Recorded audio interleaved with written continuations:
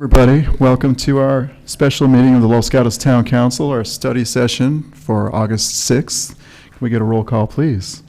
Thank you and good evening. Councilmember Syak. Here. Councilmember Rennie. Here. Councilmember Spector. Here. Vice Mayor Jensen. Here. Mayor and Chair Leonardis. Here. We have on our agenda first verbal communications. Does anybody want to speak on any item not on our agenda this evening? I see none, so we'll move on to our business item of the evening, and we'll be discussing board and commission accomplishments and goals for the coming year. And first, alphabetically, is our Arts and Culture Commission. So, Mr. Ellis Weeks, will you come forward, do your presentation? I have 3 minutes, but I'll be very brief. We have three big projects that we've been working on. One is the Gateway Project. It's been a couple of years now. It was approved by this council and it was funded. And the idea is to have something that is a welcoming sign, or even maybe a small monument, something that indicates that people who are entering into the town of Los Gatos can recognize that this is the town. It's not San Jose or something else. And we want to make it appealing. So we have solicited the participation of some artists, local artists, and I think we got 8 folks who gave us some written materials, and we selected 3. We are going to have a final selection process, and folks they're going to actually come to this chambers, and public is invited, and certainly members of the council are invited too. So they're supposed to submit to us their actual presentations will be on their actual design for what might be acceptable. This is going to be a sign or a monument or something, and it's going to be at a location that the town already maintains and owns. And it's right on Highway 9, near Highway 17, near Alberto Way. You probably know where that is. There's a new building going up there. So it's very heavily traveled. A lot of people come and will be entering that area. So we're excited about it. We think it's going to be a lot of fun for people to see something. We hope it'll have a character that will represent our town and hearken to whatever is our culture. So if I could go through my little 3 projects we're working on, and I can come back to the questions. The second is the private sector's arts contribution program. We recommended to the council some time ago, after doing our own survey of local communities who have such a funding process, that we perhaps look at doing this. And there, I think it was Kaiser and Marsden is a consulting group that you retained to do this. They looked at whether the town could do it or not, and they said they have a report that seems to be affirmative on that. They've gone into a lot of detail about how to do it and so forth and what it might generate. That is supposed to be presented to you, I think, in September sometime. And I don't want to go into it. Obviously, you haven't even read it. And that is something I can address if anybody wants to later after this one last project, which is the Los Gatos Footbridge Tile Project. And I was just talking to 2 of the council members, and Barbara Spector was telling me how she's been very passionate about this project for a long time, wanting to really beautify the bridge. It's the one that goes between Forbes Mill and Old Town, and a lot of people travel it, and it's very quaint, and it's got a lot of character to it. But it just needs to be adorned and bring out some of the better qualities to it. And Steve Leonardis met with our Arts and our Arts and Culture Commission and had a brilliant suggestion, which is that we look at what was done over at Capitola. There is a project they did, was very successful, where they created a tile program. People were able to buy a tile, and members of their family or neighbors or themselves could actually do designs on the tiles. They were fired by Petroglyph, which is over in Santa Cruz, and the same company happens to be over here in Los Gatos.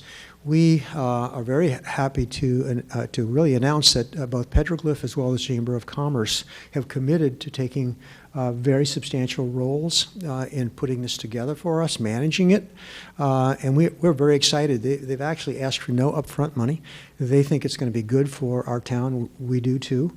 And we now have kind of a draft agreement between the parties that I just sent to our staff person, Ryan Baker, for him to work with town council. And obviously you folks have to I think Ryan just walked in, and for you guys to look at too. But it seems like it'd be a reasonable project. It should be able to get off the ground. It's got the kind of history that Capitola was successful. So it's not like we're just dreaming this thing up.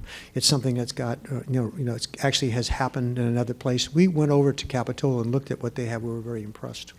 So those are our three projects, and I don't know if anybody has any questions about any of them. Councilmember Sayoc. Commissioner Weaker, it's good to Yes. see you again. Quick question, I don't know if you can answer it or if staff. The private sector development contribution, do you know if the study that they were doing was limited to residential or business or both? So that's the first question. I might defer to Ryan, but I'm a little uncomfortable because I know that this has not been presented to any of you. Okay. I'm not sure if it's my place to do that or whether Ryan, who has been involved, has a better grip on this than I do. And maybe Laurel can also add some color comment to this. Yeah, so that study came back to us. It will be presented before council on September 3rd. It's on the agenda for that day. And it did look at a whole range of private, public, residential, non-residential, commercial, a whole range, and it gives lots of specifics within there. Okay. And so you will see that on September 3rd. Okay. I guess the reason why I ask, and I ask that you share this with the Arts Commission, is that currently there's legislation that looks at limiting the impact fees that could be imposed on any residential. And so knowing that this is something that's coming up statewide, I would want your commission to understand that there are certain things that will be out of our control, even if this study were to make recommendations forward.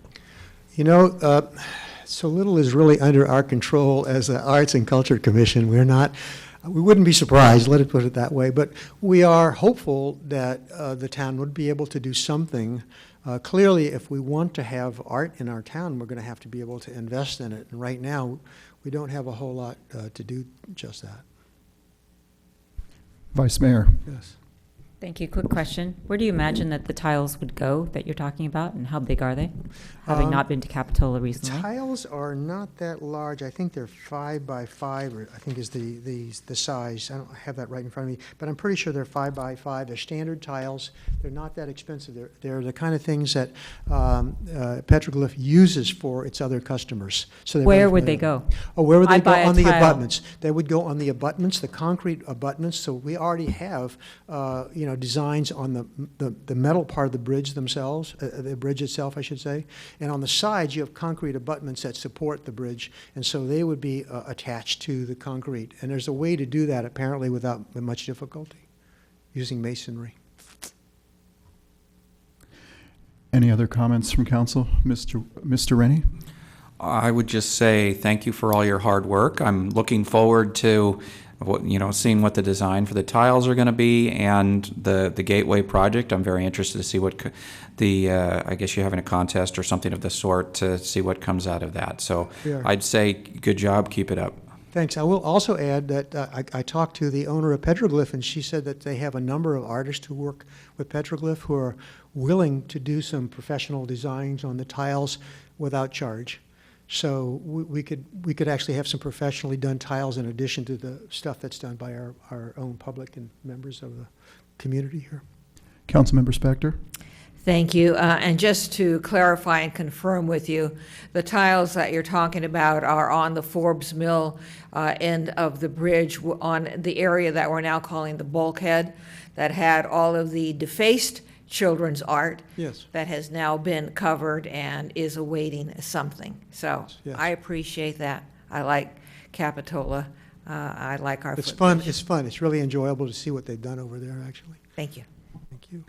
Mr. Weeks, I have questions for you. Oh, I'm sorry. I was curious because in the past, your committee or your commission was also working on murals, ideas for murals around town. Yes. Yes. And of course, you have the ongoing out-of-the-box utility boxes. Yes. Can you speak to those two programs? If So those are still- I've been on a little committee to work on that with your maintenance department, and that's been actually really a fun project.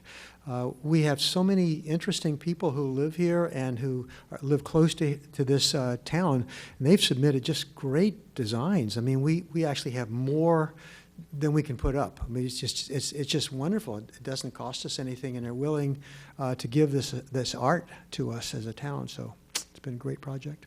So we will be installing more of those in the future? Oh, absolutely. We Okay. got more coming. Okay. As long as you like them, we'll We give you love more. them. We look forward to that. Okay. Councilmember Sayoc. Actually, on that note, someone had asked me, do we keep a directory of the artists who, with each box? We do. We actually have a big database on them. The contract they sign with us allows us to use their art in other ways if we wanted to.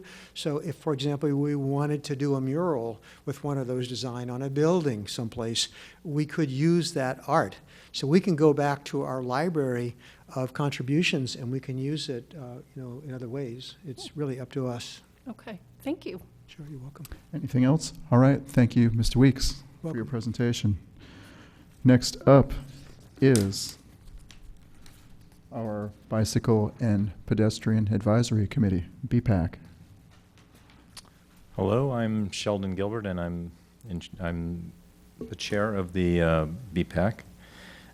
So a brief overview of what we do. As you know, we advise the council on matters pertaining to multimodal transportation in the city, and have been working with staff on projects related to many topics, primarily the Bicycle and Pedestrian Master Plan, some infrastructure projects in the city like what was recently done on Blossom Hill Road, and have invested quite a bit of time in promoting bicycle valet as a service that we can offer at some of the city functions to encourage people to bike to these functions or avoid using cars. We also work with Safe Routes to School and other groups to try and promote multimodal transportation in the city. Any questions? Questions? I will begin. Okay. So do you think that throughout Los Gatos, we have a great enough emphasis on parking bikes in places where people should probably ride bikes, like downtown? Do we have enough locations that would not interfere with pedestrian traffic and street traffic where we can park bicycles? I think I would say no, that we don't. It would be good to see more facilities. It would be good. One of the things we've found with doing the bicycle valet is that in addition to providing a service that people in the town seem to really appreciate, it also provides an opportunity for people that have an interest in biking to kind of come together, and there's some energy generated. So it seems to generate some momentum just providing that kind of a service. So we've had a lot of conversations about how we could do that service more frequently, not just on 2 or 3 or 4 events a year, but maybe at the farmer's market on a weekly basis or even on weekends on a regular basis, so people could expect it. And I think if they expected something like that, that would encourage more use of those kind of vehicles. Thank you. Councilmember Sayoc? So quick compliment and then a question. Just recently at Music in the Park, someone came up to me and said that their children are excited to now ride to Fisher because of the improvements. So thank you.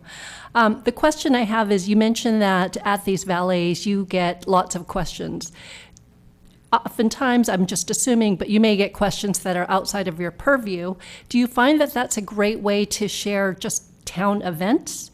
And should other people be at these to discuss other things, or are they very specific questions that are specific to bicycling and valet? I've been working at the valet at several events, and so I'm trying to think about the nature of the questions. I suppose that I don't recall a lot of people asking questions about events in the city. I would say 2 things. One, it's a great opportunity to communicate and solicit input from people regarding things the city might be thinking to do on the bike paths or upgrading other facilities. Or, for example, I think a lot of the people who bike were very aware of and interested in the one-way project on Santa Cruz. So that would have been an interesting opportunity to communicate to people about a project like that. I also think that it's a very human interaction. So we park 100 bikes. There's a lot of people with families who come, and it's almost becomes a social thing. And so it's an opportunity, if someone from the city were there, it would be an opportunity where people are relaxed and comfortable and have a few minutes to talk. So it would be an interesting opportunity, I think, to present or communicate or solicit input from people in the community. A follow-up question. The people that are working the bike valets, I oftentimes see regular faces. Do you have trouble getting volunteers? Yes, mostly it's been commissioners on the BPAC. There are some community members who are regular volunteers. I think that its success depends on creating more volunteerism, and we're working on that. But it's been hard to find people that want to go spend a few hours to do that. Yeah. Okay, thanks. Mr. Rennie? So I'd like to start off and thank you for all the volunteering on the bike valets. I think that's a really important way to encourage people to ride, because if they think about they want to go somewhere and they're like, oh geez, what am I going to do with my bike? Where am I going to lock it up? We don't have a lot of lock-up places, or maybe I don't have a lock. So I think that's really important that you've been contributing to getting more people to thinking about riding to different kinds of events. So thank you very much for that, and I hope that you all continue and you find more volunteers beyond your commissioners. One suggestion I wanted to add, I know that the BPAC is feeling like, okay, we got the master plan done, and what do we do next? So what I would suggest is maybe think about working with some of the BPACs in our neighboring cities like Saratoga and Campbell and so forth. The Measure B grant funds are going to be, you get big scores in order to get the grants. Us small cities are going to have some challenge to get enough scoring on our projects to beat out some of the other cities like San Jose. But one of the places you can get scores is regional connectivity. So I'm thinking, what if you spend some time talking to the Campbell BPAC or the Saratoga BPAC, and maybe you guys figure out ways to, band together to say, okay, we're building this, and this to come up with a regional connectivity. Right. I think that's great input, and I'll take that back to the BPAC. I can say that we do have a couple members or people who regularly come to the BPAC Commission who are part of the VTA BPAC effort and who do communicate regionally through that. So we have some connection there, but I think enhancing that's a great idea. I'd also say that with regard to your point about the bike valet, if I can go back to that for just a minute, we have been asking recently people whether the bike valet is just a nice convenience that we're going to bike anyway, or did they specifically bike because we were offering this. And we found the majority were going to bike anyway, but thought it was a nice convenience. But there were a group of people who saw. So I think it would be good to work with other groups in the city to promote it so that people specifically came to events on their bikes because they knew they could expect the bike valet. And I think that's two things. One is better marketing, and the second is more regularity. I mean, if people just expect that at any city event there's going to be a bike valet, then they'll know they can bike. And right now it's more the people who already were going to bike enjoy the convenience of having that when they arrive. I agree, though. Now that I know there's a bike valet, I might ride my bike down there. Now I wouldn't, because I don't even have a lock for my bike. I don't leave it locked anywhere. Right. So as a city, if we can communicate better, I think it'll make it more successful. Thanks. I have a question for you. Can you discuss the bridge, the bicycle bridge coming over Highway 17, and where that will connect? This is for the people at home watching. Okay, so we recently, our most recent meeting actually was a field trip to go explore some of the sites that are being considered for that, and I think there are 3 sites right now that are being considered over 17.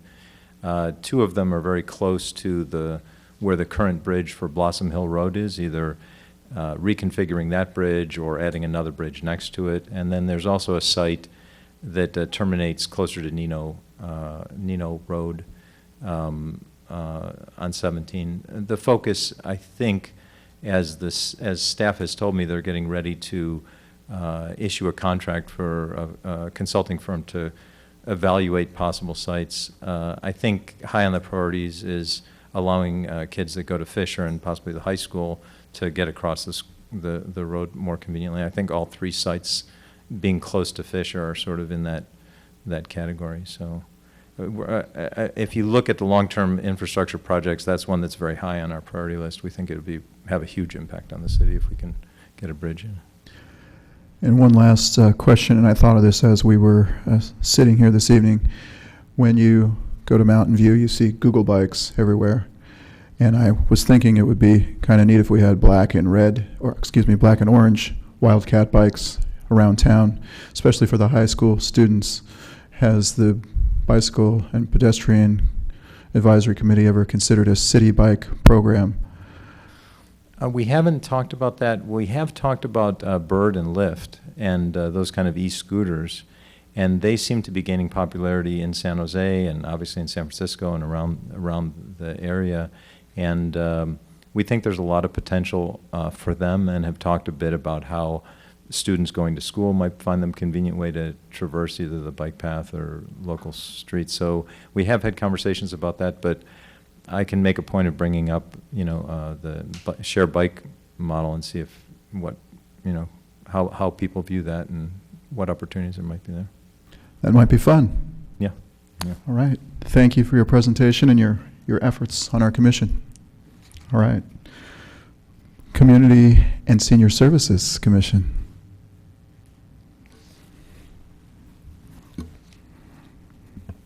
Hi, I'm Jennifer Alexander, and I'm the Vice Chair of the Community and Senior Services Commission. Wanted to talk about not all of our 9 stated goals, but just 3 or 4 in the interest of time. So one of our top priorities is to review the many applications that we receive every year from our service nonprofits for grants. We recently completed that exercise, and also wanted to mention that we've been working with Ryan Baker over here. We provide a lot of feedback into the overall process, which I think you're going to be hearing about in the short-term future. Yeah. So I think that's really been a significant thing for us to do recently. And we work very closely with the LGSC and also with SASE, a very tight collaboration to try to help as many people as possible in the community with really an emphasis on senior services. One of the things that we did accomplish so far with SASE is the actual printed document you see here, the Senior Resource Guide, and it has all these information that's very important for seniors to know: hotline, emergency information, meal caregiver support, and recreation, including transportation. So that's one of our major achievements. We're actually on track to achieve the long list of goals that we have at the end of the agenda, all 9 of them right now. One of the other things that I felt was very important that we are doing is we're working on the general plan for 2040, and we provided a lot of very specific feedback coming from the entire commission for that, which I'm sure you'll be seeing as well. So those are just some of the programs, but like I said, we're involved in all of the stated goals, and we're on track for all of them. All right, thank you. Councilmember Rennie? I'll ask a question this time. So thank you for finishing the infographic, and that was one of our 4 age-friendly goals. My question is, has the question in my mind has always been, especially last year when I was mayor, what's the next step on those goals? Has your commission started thinking about, we set out with, the programs and the infographic and the mobility and whatever the other goal was, I'm forgetting off the top of my head. But once we're starting to achieve those, are you working on what should be our next step in the goals? Well, I think personally it's to reach more seniors, in the area through the newsletters that we're working with SASE on. I know that SASE just distributed 2,000 local newsletters for different support services for seniors. So I think it's to extend the reach personally within not just Los Gatos, but Saratoga community. So even further than we are currently. That would be my. And the 4th goal is emergency preparedness for seniors. Yes. It just popped into my head. That's really super important, especially with fire season coming up and our seniors up in the hills. And I know that's going to be one of our agenda items that we're going to be discussing really soon, because that is coming up. Okay, thank you. Mm-hmm. Councilmember Spector? Thank you, Mr. Mayor. Ms. Alexander, a couple questions related to your commission's list of goals. One of them is supporting seniors, affordable senior housing within the context of the general plan update. Do you anticipate that you will simply be telling the General Plan Advisory Committee include a line item on support, or will it be more than that? I think it's going to be talking about the new development area off of Lark Avenue specifically, because we know we have a shortage of housing for seniors in the area. So that is one, very important, right, effort that's going forward to support affordable senior housing in the plan. But I don't think it's beyond that specifically. All right, thank you. And then another one of your goals is promote dementia friends. And what do you mean by that? Promote, I mean, is it, what will you do? Will you simply send that to the council as a goal, or will there be some action involved? Okay, which one were you referring to? That one is number 9. Oh, okay, right. So as far as promoting Dementia Friends, well, that's an online program, right, that we're already advocating. But the possibility of starting a senior business of the year, that's for local businesses, to recognize those businesses that are putting forward more effort to tailor their services around seniors. So we haven't actually gotten into that yet. That's just the exploration of that. Thank you. Councilmember Rennie. If I could just add to that, because I think the dementia-friendly program is a good idea, and it's, as mentioned, it's an online program where you encourage everybody in the office. You go, you kind of take a little bit of training, so it teaches you how to recognize, if somebody who you're interacting with, a customer or something, has some form of dementia. It helps you recognize and how to deal with that, and then you get certified by going through the little training, and you print it out, so you could encourage everybody in the office to get their printout on their cube or something like that. So that was, I thought, a good program. Thank you, that helped. All right. Councilmember Sayoc. The question I have is the Santa Clara County Census 2020. So it says monitor, but is that also trying to make sure that the seniors that you work with, actually any resident that you work with, is going to be filling out the census? Yes, I believe that is part Okay. of the scope. Okay, thanks. Absolutely. I think that's it. Thank you, Ms. Alexander, for coming in. Library Board.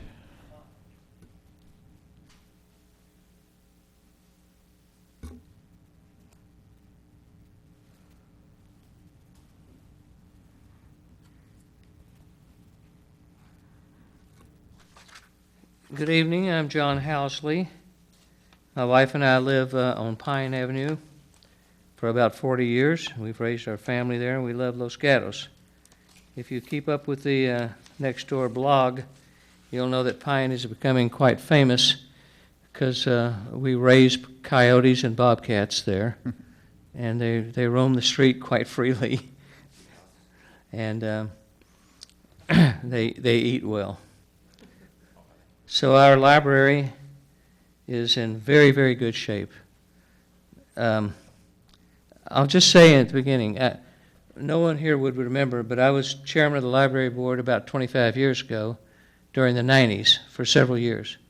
So I worked with several library directors.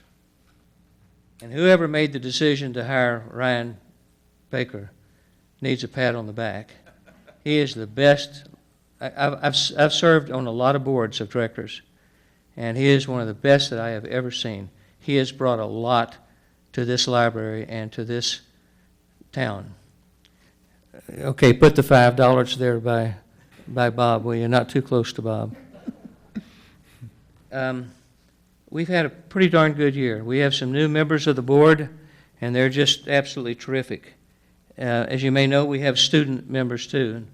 One of our student members attended the California Library Board Commission thing, did a great job, great report.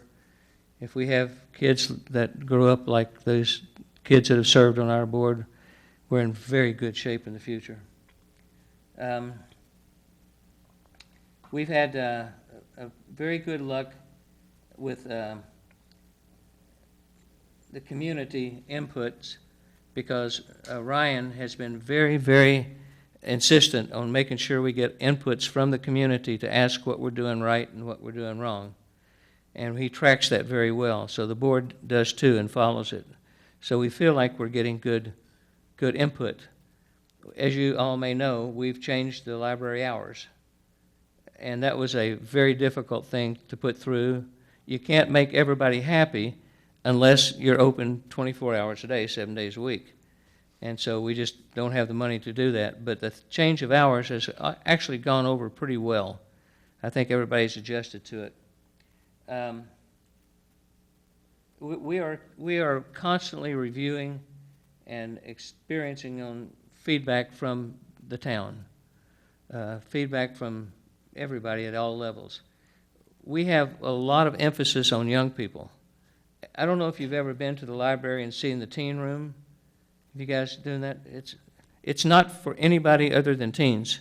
It's a safe place for them to go and study and meet with their friends and not be bothered by adults. We have a librarian who's a teen in charge of it. Other than her, adults don't go in there.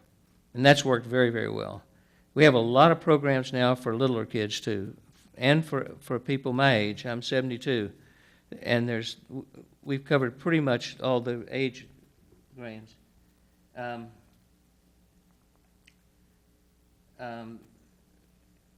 think that probably one of the other things that I really like is we always had a hard time making a relationship with a high school.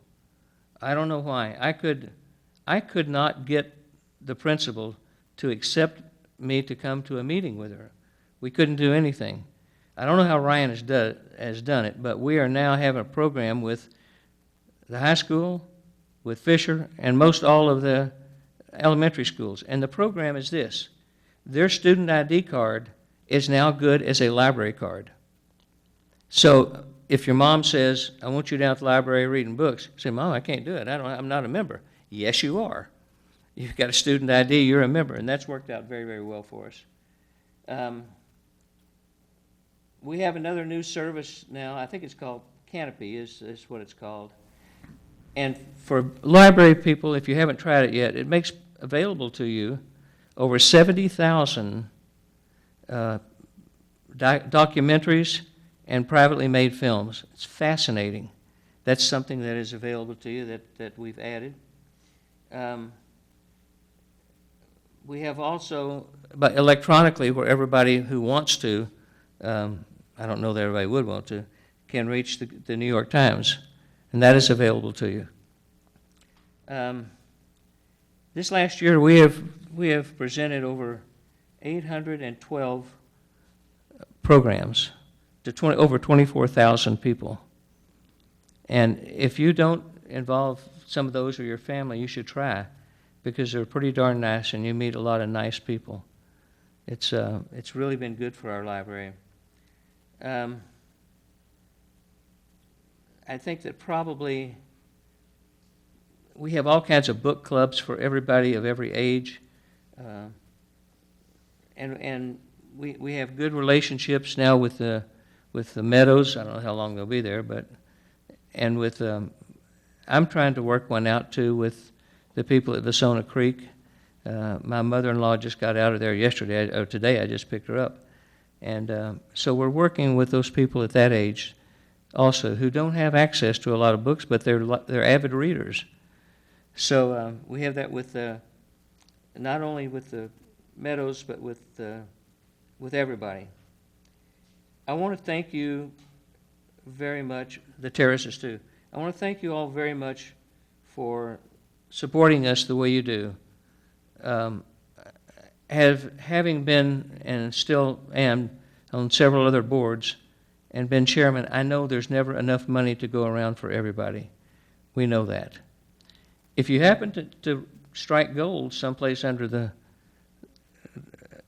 street here, we would love some more money for longer hours, but we understand that it's everybody that's going to come up here tonight would like more money. But we thank you very, very much for for the way the council has supported the library. We have a good library, we have a good board, we have a darn good director, and I think people are pretty happy with us.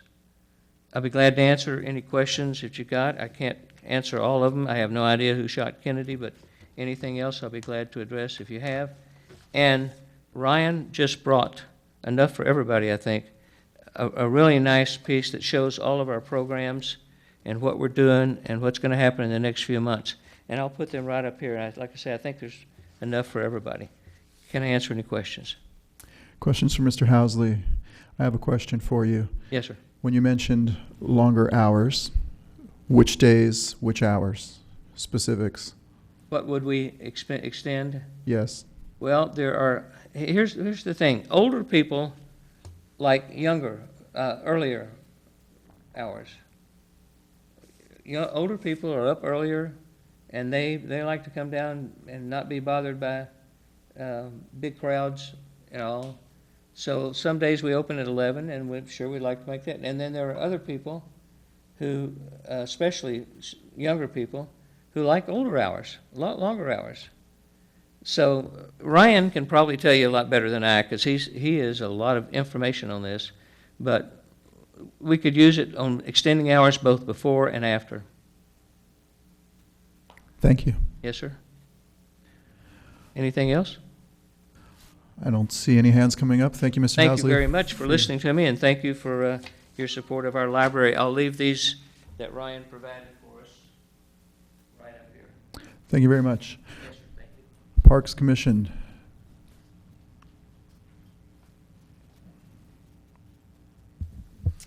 Good evening. My name is Mike Bunsick. I'm the current chair of the Parks Commission. As you know, our role is to advise on all issues pertaining to the many parks and open spaces in town. I have 3 goals I'll go through. I'll just list them briefly. General plan update, fire abatement, and park stewardship program. I'll talk about each of them briefly. General plan update, as you know, we've had quite a bit of input on the direction we think that should go. Just to summarize some of my own thoughts, development has become a very high density kind of trend, and we want to ensure that open spaces are thoroughly examined and looked at and included to whatever extent they can be, especially since the trend is to try to avoid that.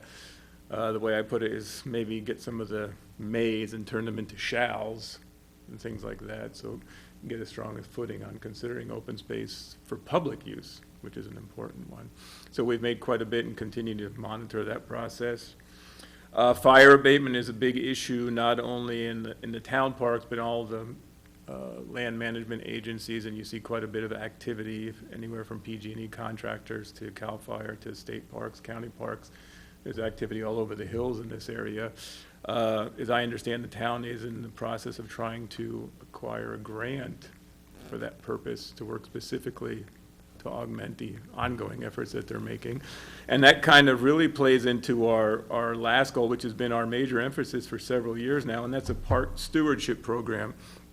Just to try to summarize what we're trying to do, we're trying to really increase the public, I guess we could say, ownership of the parks. And having been involved in a lot of open space and park kind of volunteer activities in various agencies, if you don't get the public to really take ownership, you really don't have a very visible, viable, people don't know even what you're doing, right?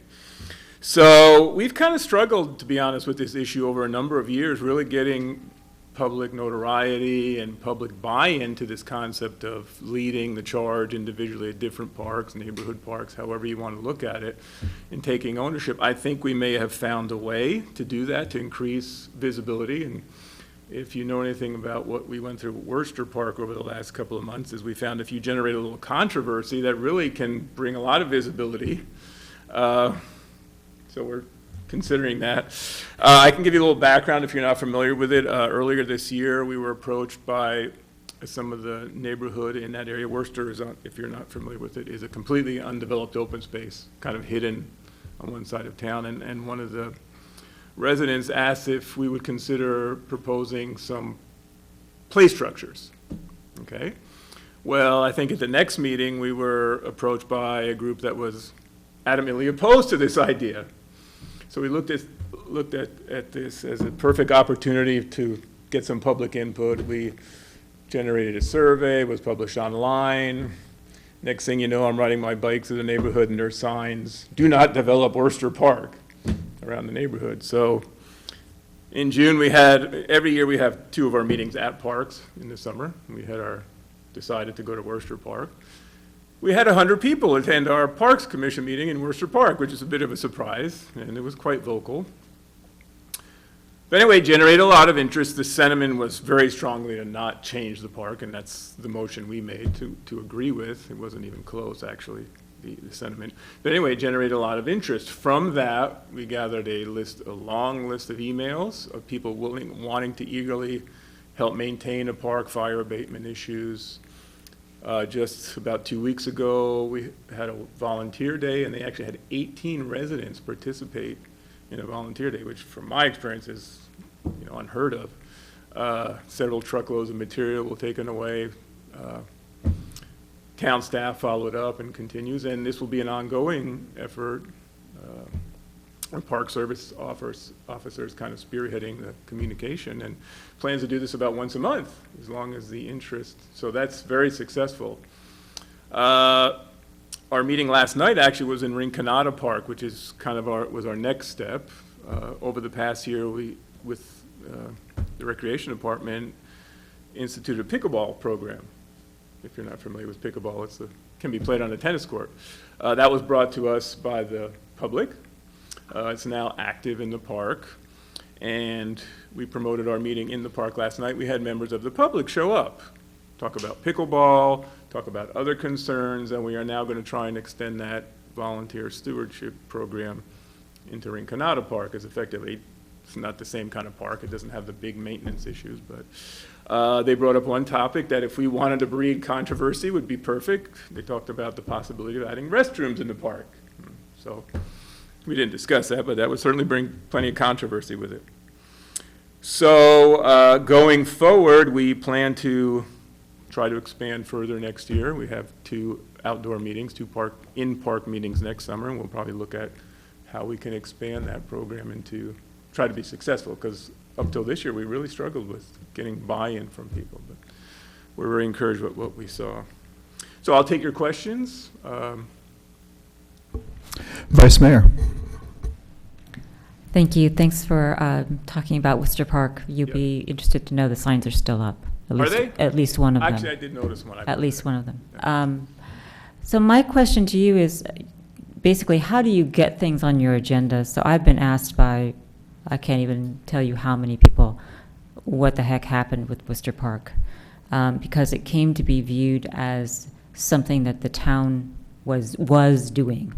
And so, for example, if we're going to do an agenda item on this council, 2 council people have to put something on, the mayor has to suggest it, and we go through a process before something becomes a matter of consideration. So how was it that one person could contact the Parks Commission and ask for something, and then it end up on the agenda as something that's under active consideration? So to be specific, what happened is we had a person actually contact us and then show up to one of our meetings. Okay, but how does that then you could say thank you, and then Exactly. nothing would happen, or you could pursue it, but what's your process for pursuing it? Because the perception out there was the town has put in a playground in Worcester Park, that's outrageous, so the signs popped up. So the council didn't consider it, and we were left trying to backpedal. So my question is, well, what's your process for actually, one guy shows up and says, gee, I would love to pave over Oak Meadow and put in AstroTurf. And now suddenly it's an agenda item on the Parks Commission that people see and say, did you hear they're paving over Oak Meadow Park? So I'm just curious, how does something get from one person's idea to an action by the committee? So in this case specifically, it happened, as I said, it was approached to us, okay, and it was brought up in a public commentary. The following meeting, another person approached us in the same manner, and that's at that point, we considered whether we should take any action or agendize it, and for the next meeting, we placed an item considering whether we would take a survey on this issue to the public, and that's exactly all that happened. And the following meeting, we discussed the results of the survey. And as we normally do, we decided to have our summer meetings at a park. And we thought Worcester would be perfectly. So that's all that happened. Okay, I'm not trying to, I'm sorry, I'm trying to, if I sound accusatory, I'm trying to understand what the process is where your commission is approached by a person and then that turns into an action item. Yeah. No, I can assure you it was a very kind of step-by-step process. Yeah. Councilmember Sayak? Thank you. I have two questions. The first, you made a comment when talking about the general plan that the commission had looked at several areas where some mays should turn into shalls. Could you just? Well, I'm curious. That piqued my interest. An example of I'm going to be honest with you. It's been a while since I went through it and made my commentary, so I'm not sure I could pick out the exact. But I did review the update recently, and things look a little firmer to me from what I've seen. But I can't recall the exact instance. Okay. All those comments will be coming anyway forward. The second, and there's no right or wrong answer, I'm just curious, with the neighborhood park meetings that you've had, does the neighborhood immediately surrounding a park feel like it has more ownership over it than the town? It's almost a philosophical question that we've had in the past, for a variety of projects that have come forward. And so, given that you're on the ground listening to these conversations, what are your thoughts on that? Because they are town parks, but they're also neighborhood parks. And so what's some of the discussion and dialogue that have been occurring? To be honest, I've heard council discuss this issue before, and I know that to me, and my direction from council is it's a very town-centered, and this actually came up with Worcester Park. And I made it clear that we looked at it as a town-oriented approach. But some people do tend to take it as, our park. To some extent, that's good, because then you get things like volunteerism. But then I think it's fairly balanced. I mean, people realize, we can go to play structures at Blossom Hill. We don't have to have play structures in our park, Again, but the term "our" is there. So I don't see it as a major stumbling block. Okay. Just curious. Thank you. Yeah. Councilmember Rennie? Thank you, Mayor. I would say I think on the Worcester Park, the process you followed was okay. Because of Brown Act violation issues, you've got to agendize an item to even decide if it's a bad idea. So if you've got a couple people start coming to you, like, how do you even decide this is a bad idea? You got to put it on agenda so the council, your committee commission can discuss it. So I think you guys did fine. Controversial things come up. Since you seem to like controversy, and if you're interested in putting your hand on the third rail of Los Gatos, I had a wild idea that maybe if you're interested, you can talk to staff whether it's a good idea or not. And that involves the North 40. So as you know, we've approved basically half of it, and a lot of people were unhappy with the open spaces that occurred. And I'm thinking, well, and we've had discussions about what's being called Phase 2. Again, it's private property, so we're not going to make a public park out of it, but I thought the Parks Commission might be able to help us figure out what should we ask or what should we require of a Phase 2 development. We've had inputs about maybe you keep an acre or two of walnut trees, maybe you turn it into ball fields. It truly is a third rail, so maybe it's not something you want to take on, but I thought I would throw out a wild idea. I'm trying to think for all the commissions of ideas that you might help the council, and potentially you could have some aid for us when we have to finally come back and make a decision about that. I think it's a great idea. The first phase, the developers did meet with us. Ironically, I remember it was in Worcester Park, of all places.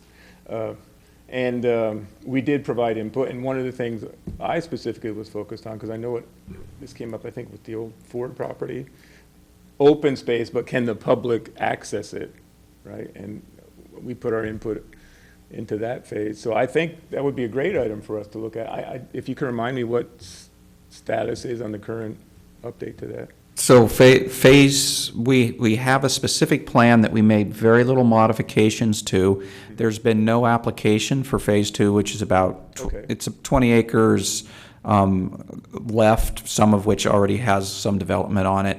And, you know, at some point, somebody's going to come back with an application either for 15 acres or 4 acres. And there's been a lot of question about, you know, should we put some more requirement on what the open space should be? And I'm not sure what the answer is myself. You know, should we maybe just keep a few acres of orchard and that be it, or should we do something else? Just to follow up, how would you place an additional requirement at this point if the? So when there is no approved application, so if somebody comes and says, I want to build an office building and a hotel and something else, they're required to have a certain amount of open space. We can say nothing, or we can say, well, if you want this, we also want to see in your open space X, Y, and Z. Okay. Or we strongly recommend you consider something like. But what I saw was not any consensus on what that should be when we last talked about the specific plan, and should we have requirements in the specific plan. We didn't come to any kind of resolution, and in my mind, it's foggy. I don't know what the answer is, and if the Planning Commission had any, you know, wanted to spend time thinking about it, and that might be helpful when we have to come to some approval. I'm not, how would you envision that happening? Just- I would leave that up to staff, because I don't know how appropriate even this ask is, so I would leave it up to staff to figure out what the process might be. We'd be happy to do so, I think, if you wanted. Okay. Well, thank you, Mr. Bunsick. In the interest of time, I have to Yes. call up the Transportation and Parking Committee. Thank you. So thank you for your service.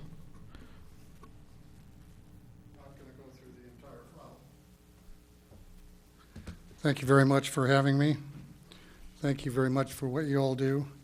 I consider this session, study session, to be major recognition to all of the boards and commissions, and for that, I appreciate it.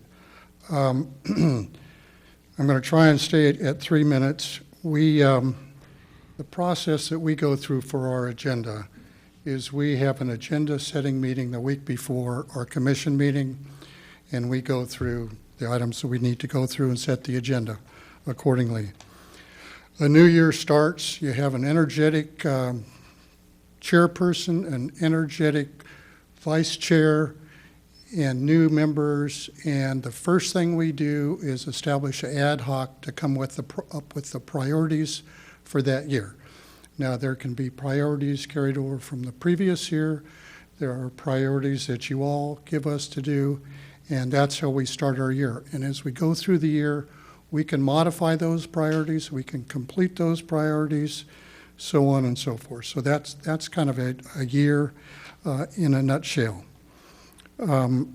If you look, and I know you all know our agenda and you know what we're involved with, and we're a very active commission. For those that are listening, I invite those that have things on their minds when it comes to traffic issues to come to our commission meeting. Everybody's welcome. When we had the Alpine Road situation a couple years ago, we had 20 some odd citizens come to our commission meeting to speak. And we know the effectiveness of that. And it takes a whole lot of people to get things done. So anyway, for our priorities this year, we complete streets. We completed that first phase of complete streets. We have as a carryover the school busing program. And thank you all for your support. I mean, staff, Young Smith, you'll see some new posters going up around town. We need increased ridership, but the program is cool. The first day at the JCC, welcoming the parents and the students, the riders, I've said this before, one mom said, you know, without this busing program, I wouldn't be able to have a job. I wouldn't be able to go to work. So anyway, I can't say anything more other than the busing program is awesome. We need more ridership. People listening, please sign up. Then we go to the parking as a priority, and we have a meeting coming up on August 20th to get information from the consultants about the parking around town. We have commissioners that are actually experts in counting parking places, either occupied or vacant. It depends on the commissioner's expertise if they want to count an empty one or a filled one. So we've tried to contribute a whole lot to the parking situation in town. We go through in our agenda, we have an update from the police department, which is very interesting, accidents, so forth, points of view, scooters, et cetera. Just, it's very informative.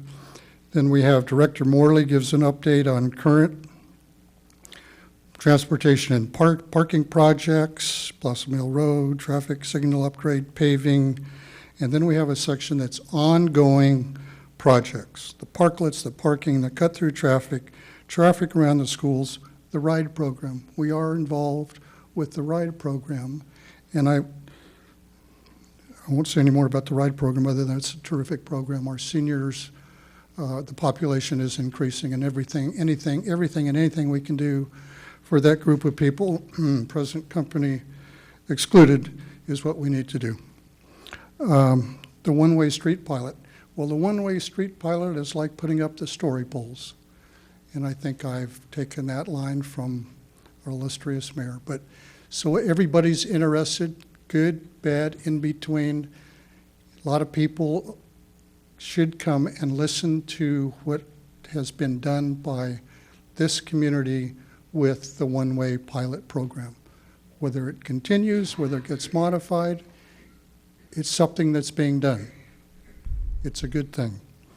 General plan update, we go through that. We had a recent update on some issues on Shannon and Kennedy Road. We spend time, we have a BPAC presentation. We work with Safe Routes to School, get a presentation on Safe Routes to School and VTA BPAC. We get information on that. So we have a very, very active commission. I have seen our commission really mature over the last few years. And I've mentioned this before. You ask why? It's because of the quality of the commissioners that you appoint. So thank you for that. It's for the quality of the staff that we have. We all love this town. We all, we live in this town. We are ambassadors in our communities. We let people know what we can do, and let them see if there's something that we can do to help them out. Anyway, thank you. All right, thank you, Mr. Buxton. Councilmember Spector. Thank you, Mr. Mayor. Mr. Buxton, thank you. I did not, before you spoke, I did not know or appreciate how your commission, your committee, established its priorities each year and what you went through. That's very commendable. So thank you and your group very much. Thank you. One thing I forgot to mention is we have a working document on priorities that we started 4 or 5 years ago. So we go to that, and so we have, it's not like we're starting from scratch. Thank you. Thank you. I see no more questions, so thank you for your service and your passion. Do we have anyone from Youth Commission here this evening? Seeing none, thank you everybody for coming in, all the representatives of all of our boards and committees, and for those who are watching at home, please, if you see an opportunity to serve on one of our boards and committees in the future, fill out an application and apply. It's a great, rewarding experience to give back to the community. Your service is very valued. Thank you, and we will adjourn this meeting.